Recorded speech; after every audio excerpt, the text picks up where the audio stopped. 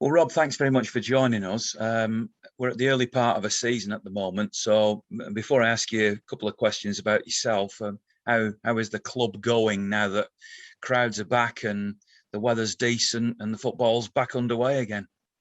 Yeah, we're all delighted within the club to start the season again. We've had two truncated seasons. It's been difficult for the board. It's been difficult for the gaffer. It's been frustrating for the fans and everybody really. So everybody's pleased to be back up and running. We've had the most horrendous schedule in terms of. I think I'm right in saying out of our first 10 games, we're playing 10 of the top 11 from the past season. So we've been given a tough challenge at the start, but now everybody's thrilled to be back up and running. Sometimes having that tough challenge at the beginning sets you up for the season, doesn't it? Yeah, I mean, there's that old cliche in that says that you can't win the league by the end of October, but you can sure as hell lose it. What we're trying to do here is just to make sure that after the first 10 games or so that we're in contention, because in theory, obviously the next 10 games after that should be easier. Although in this league there are no easy games anymore. So we've like it is the old cliche. You've got to play all the teams all over the season anyway. It's just the fact that all of the on paper difficult ones are at the front end. As I understand it, you're effectively the owner of Stalybridge Celtic. So obviously you have a lot of passion for the club and you wouldn't do what you did if you didn't care. So from your point of view, what is the health of Stalybridge Celtic like? I mean, how have you come out of the other side of this pandemic? Are you as strong as you were? Have you had to personally sort of support the club? I mean, how have you managed to get through it all? I don't normally, they say don't talk about politics and religion. I don't normally talk about politics.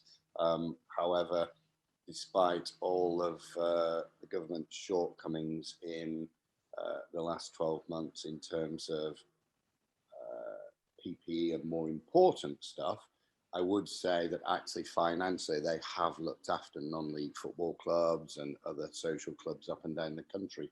And consequently, I may say it through gritted teeth, but I have to say that I probably speak on behalf of a lot of non-league clubs when I say that if it were not for the intervention of the Chancellor, a lot of other football clubs would have sadly gone the way of Droylsden. And so in that sense, we're very grateful for their intervention. They've kept the wool from the door. And so we're actually in a reasonable position right now. As I said, I'm sure a lot of other non-league clubs are. But the problem is that the bills continue to come in, and you've got to ultimately try and find new ways of increasing revenue streams. And in a climate like we're in, and in an area of the country that we are in, it's very difficult to do that. If we were in Kensington or Chelsea or something, it might be completely different. But unfortunately, it's a challenging time for individuals, and consequently becomes a challenging time for football clubs. I've talked to Wayne Sackeld, who's of course the chairman of Curzon Ashton, and obviously have a lot of community outreach there. And I'm very well aware of what happened in their division last year, with some of the clubs wanting to carry on and others clubs like him wanting to stop. What was the position for you? I mean, were you sort of in a position where once it was behind closed doors, it was better for you to stop and take grant money, or did you have a different thought process? No. I mean, to be fair, there were there was unanimity within all of the chairman of our division. We set up a little email group, and everybody was of the same view, and that is that we just financially could not justify playing behind closed doors. So if we couldn't have fans, everybody was unanimous in that we had to truncate or curtail the season, and consequently there was no internal battles. Certainly within our board, it was exactly the same. There was absolute clarity that we just couldn't continue to pay players whilst not getting any sort of match day income. So I think that was a fairly straightforward, to be honest with you. Now I'm curious about you. I mean, obviously, as a man who's come in and as you said, you own the club. What motivates you to do that? What's the sort of background that leads you into doing that? Stupidity, I think. I was brought up in Carbrook. I came from incredibly humble, desperately poor background, notwithstanding the fact that I dearly loved my parents. It was challenging, but I loved my sport. And eventually, Keith Trudgeon, who was at the same school as me, got in touch with me around the turn of the millennium and said, do you fancy getting involved? And so, much to the chagrin of my bank manager, I did. Yes, it's frustrating at times. Yes, it's disappointing at times, but ultimately, it's my hometown, and I absolutely, I don't regret it. Although, as I said, the bank manager may. Sometimes it's tough to keep that enthusiasm when the wind always seems to be in your face. However, we go forward, and as I said to you, thanks to the grants, we're actually in a slightly better position than we've been previously.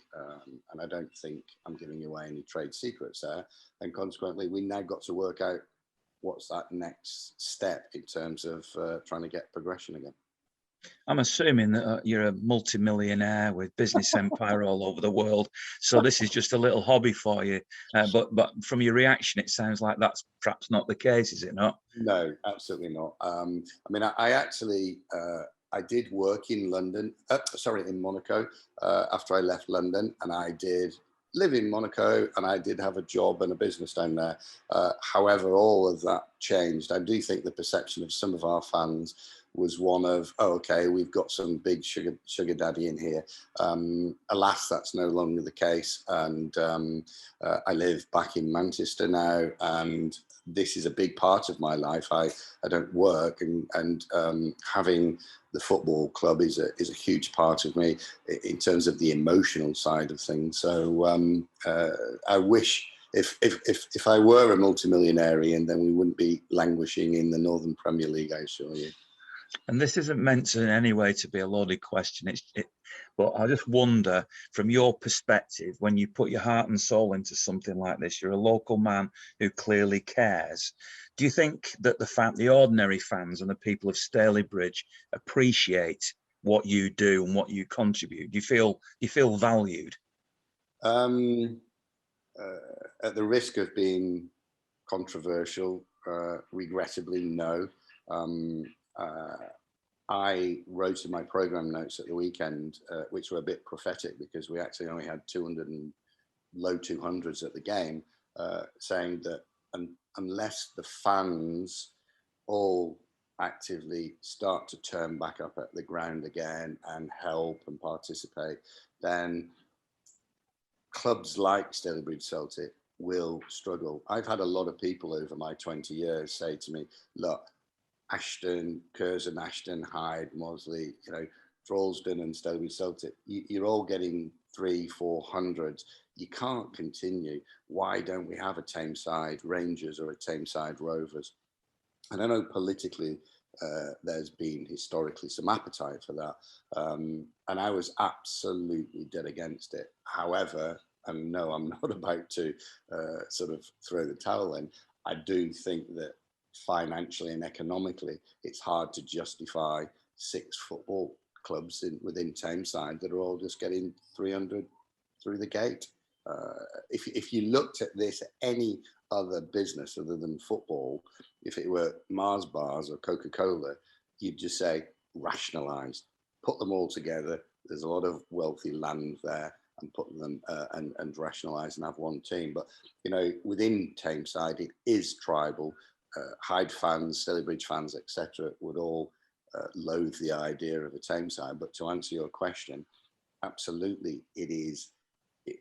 For the board of directors, it is imperative that the fans of Stalybridge do appreciate Stalybridge Celtic, do turn up, I mean, the great thing, Ian, and you're a non-league man, you know your football, is that here you can come and watch live football for £10. Your kids can come in for free. You can meet the players in the bar afterwards and talk to them and say, how did you miss that sitter in the 89th minute? And we, you know, we are trying to reach out.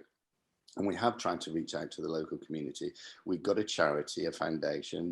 We give tickets away into local schools, etc. And we implore the people of Stalybridge to come back up. We absolutely we need them. We need their support in every sense. And consequently, if they are listening and they are thinking, well, do you know what? Yeah, maybe okay. I will give it a go. We welcome them back open armed. Everybody who knows me will know I'm a big Premier League football fan. I can't deny that. But whenever one of our local teams is playing and I'm able to go, I go. And I was at Stalybridge early this season and saw a game. It is one of the most picturesque grounds in the area. I love the very things that you're talking about, the sort of proper sense of community. So I hope that obviously all these clubs survive individually, though. And I've seen in previous eras talks of Bury and Rochdale being brought together and the resistance from the fans on that. The one question that I'll finish with for our chat this time, maybe I'll chat to you again at some stage in the future, is whether or not the low numbers or the lower numbers that you're speaking about at the moment is still a hangover from COVID, and that there are some people who are reluctant at any level of football back in a crowd again, and that the hope is that eventually you will get the bigger numbers that will help all these non-league clubs to survive. I think you raise an excellent point, and I hope you're right. However, the cynical part of me says that, you know, we have a capacity of about nearly 6,000 at Bowerfold, and we never get anywhere near that. So there's plenty of space for people to socially distance, whereas at Anfield and Old Trafford and places like that, they're already back to full houses. So I would love to think that's the case, and I would also like to think that it's because people are on holiday in August and so on and so forth. However, the reality is, if you just look at the numbers, and it's not just us, you know, the numbers are not what they used to be. Now, I accept the fact that you can go into a local pub and watch United or City on Albanian corrupt TV or whatever on a Saturday afternoon. I understand the impact what Sky has had on non-league football generally.